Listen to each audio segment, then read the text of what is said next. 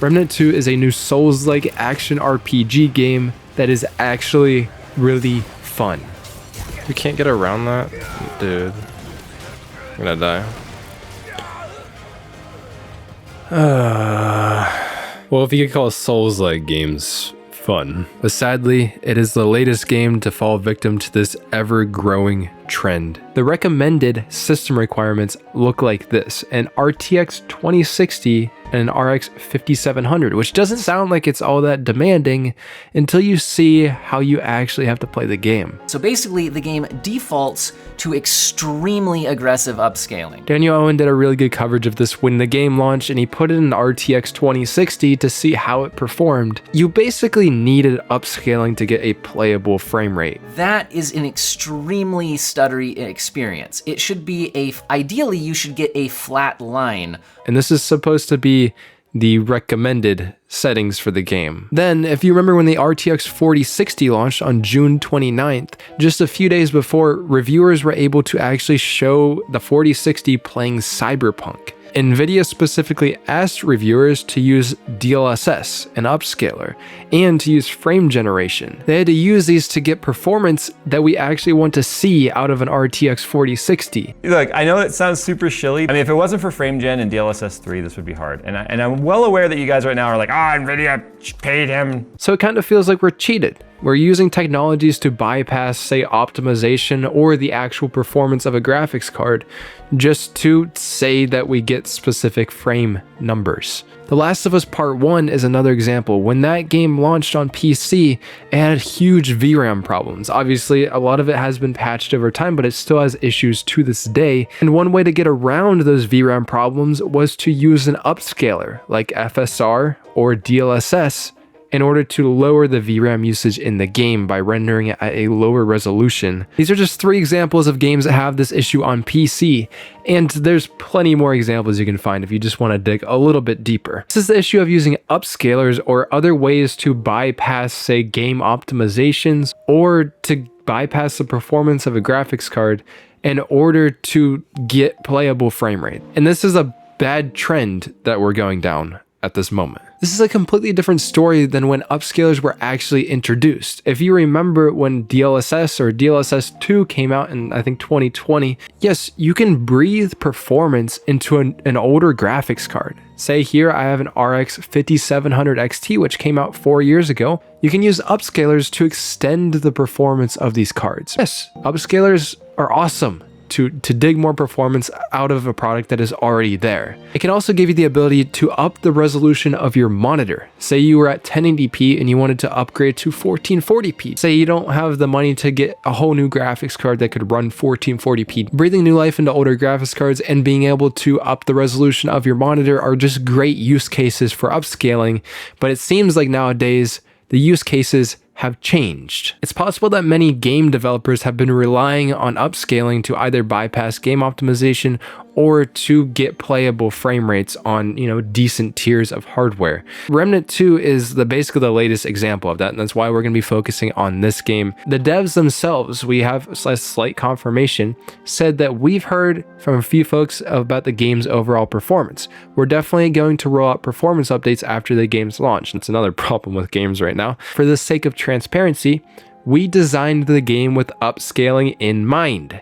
They intend for you to use upscaling. It's not a feature, it is core to the game. So if you leave the upscaling settings as they are, and when they boot you into the game, it defaults your upscaler to performance, which means it's rendering the game at half the internal resolution. So say you're at 1080p, you're only rendering it at 640p. And when I started my game, I was playing on an RX 6800 XT, which is a fast graphics card, and it still defaulted me to FSR performance. But many of you might be thinking, what's actually wrong with using upscalers as a core feature? I mean, it's good technology, it increases the performance of your graphics card. Why is it a problem? That is mainly because when you use upscaling, in almost every case, and I can only kind of excuse DLSS for this, some games have amazing implementations of FSR and XESS. It isn't always the case, and a lot of times you end up with things that don't look all that good. Now, DLSS, like I said, is kind of an exception. DLSS almost always looks amazing. The other problem with using upscalers is at 1080p, that problem compounds. When you have a lower native resolution you want to output the game to, there's less pixels for the upscalers to work with, so you end up with a worse image overall. So if you're playing at 1080p and you still need to upscale in the game, it looks significantly worse in the grand scheme of things. Where did this all go wrong? I think there's basically two avenues of why games have been trending in this way, and you guys can feel free to say in the comments if you have any other ideas. For one, new techniques of rendering games and upping the visual quality of games is just outpacing at the rate that GPU or graphics card power is increasing generation on generation. Proof for this, basically, if we look at the 3060 Ti, obviously I think you guys know where I'm going with this, but the 3060 Ti versus the 4060 Ti, the card that's supposed to be replacing it, is basically only 11% faster. In a lot of cases, it's pretty much within margin of error. So it could definitely be the case that game engines and developers have been increasing the requirements that games need, but the power that we have in order to drive those games hasn't been increasing at the same rate. So now, an example of this would be, say, Atomic Heart, which launched around the beginning of 2023. This game was supposed to release with ray tracing, and it didn't launch with ray tracing. I don't think to this day it has ray tracing at all. And when it comes down to it, this game actually ran really well.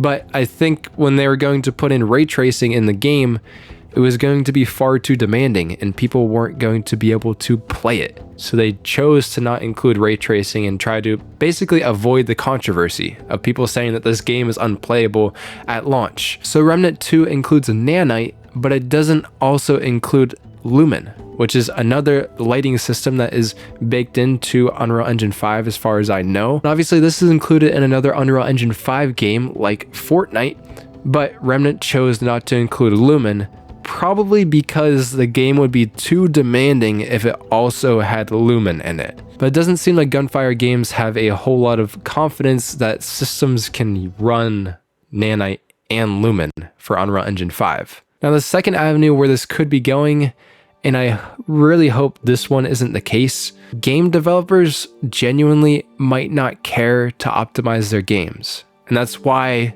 they're using upscalers to make up for that lack of optimization. Say, oh, you can just slap this little funny meter in your settings menu and all your optimization problems are fixed. I really hope this one isn't the case. I hope devs care. I think they do, because some things have even changed in Remnant 2. There's a lot of problems with the performance, and a week after launch, they did do a huge performance update. Initial optimizations to improve overall performance, updates to improve hitching and potential crashes, fix multiple recorded crash bugs. As far as I know, I get decent scaling in Remnant 2. And at launch, I don't think it was like this. It does seem like to at least some degree the developers do care and they do want to make their games run well. If I'm being honest, I don't know why they wouldn't. It's in their best interest that as many people can play the game and be happy playing the game as possible. So it does suck to see games that are so freaking demanding that you need to use upscaling in order to play them in general. Overall, I've been playing it and I've been decently happy with how the game performs. It does actually scale decently well on a lot of the hardware that I tested it with. I'm pretty happy about it, but not everybody will be happy about it. And you have a huge bug fix or a huge optimizations just a week after launch. It's weird to see from developers is like, why couldn't this have released a week earlier? Why couldn't the game have been in a better state? And instead of optimizing it at launch, they're just like, oh, use upscalers to make up for that bad experience. We don't want to see that. So when I put DLSS in the title of this video, I'm more talking about technologies that bypass optimizing games or using upscalers or frame generation to bypass the game. So I'm also talking about FSR and XESS. With games like this, I really don't want this to become the norm, because if we rely on this, this discourages developers from actually wanting to optimize their games to run well. When you see games like Doom Eternal that look as good as they do and also just pump out so much FPS, it's hard to make excuses for other games and other game developers. Obviously, there's a lot of development time and effort and workforce that would need to do it. Also experience from the developers to optimize things properly. Maybe the industry is just moving away from good performance in games. I really don't want that to be the case, because I don't think PC hardware or even console hardware is catching up to how much these games are demanding. Also, this includes frame generation. I hate Nvidia using it in their marketing to say that their cards in this generation have amazing performance. And when you see the 4060 and you say that basically the only reason to buy a 4060 or 4060 Ti would be to use frame generation in games for that theoretical crazy uplift in performance, it doesn't give you a whole lot of confidence that these companies really want to improve things. It also doesn't matter in the end if this is the fault of a developer or a publisher that is pushing deadlines, or Nvidia or AMD that isn't making good enough products for the generation. It doesn't matter whose fault it is. We just don't want it. We just don't want to have to rely on upscalers or frame generation to run games properly. It's cool if you have lower end hardware and you can use these features to boost your performance to a playable range, or maybe even up the resolution of your monitor, just to be able to play the game with modern components. Like current generation stuff, you should not have to use upscalers or frame generation to make up for that gap. This is cool tech that we love to use, but it shouldn't be necessary tech. I hope this trend doesn't continue. I don't really see it going away, especially with so many other Unreal Engine 5 games that are coming out. Apparently it's really easy to put all the upscalers in Unreal Engine 5. There's literally like a plugin, and it's almost like a tick box. At least Remnant II doesn't have a VRAM problem. I will say that. We just have to voice our concern about this. Obviously, still want to buy the games. We still want to play them. That's all I got. Hope you guys have a good one, and peace out.